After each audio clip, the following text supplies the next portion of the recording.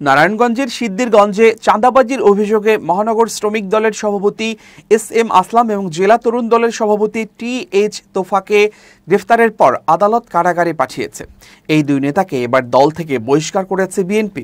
বিএনপির সিনিয়র যুগ্ম মহাসচিব রুহুল কবির রিজভী স্বাক্ষরিত সংবাদ বিজ্ঞপ্তিতে এই তথ্য জানানো হয়েছে। বিজ্ঞপ্তিতে বলা হয়েছে, দলীয় শৃঙ্খলা ভঙ্গ, চাঁদাবাজি এবং দলের নীতি ও আদর্শ পরিপন্থী কর্মকাণ্ডে জড়িত থাকার সুনির্দিষ্ট অভিযোগের ভিত্তিতে নারায়ণগঞ্জ জেলাধীন সিদ্ধিরগঞ্জ থানা বিএনপির সহসভাপতি এস.এম. আসলাম এবং সিদ্ধিরগঞ্জ থানা বিএনপির সাবেক যুগ্ম আহ্বায়ক টি.এইচ. তোফাকে বাংলাদেশ জাতীয়তাবাদী দল বিএনপির প্রাথমিক সদস্য সহ সকল পর্যায়ের পদ থেকে বহিষ্কার করা হয়েছে। জানা গেছে, দুজনই জেলা বিএনপির সাবেক সভাপতি গিয়াসউদ্দিনের ঘনিষ্ঠ হিসেবে পরিচিত।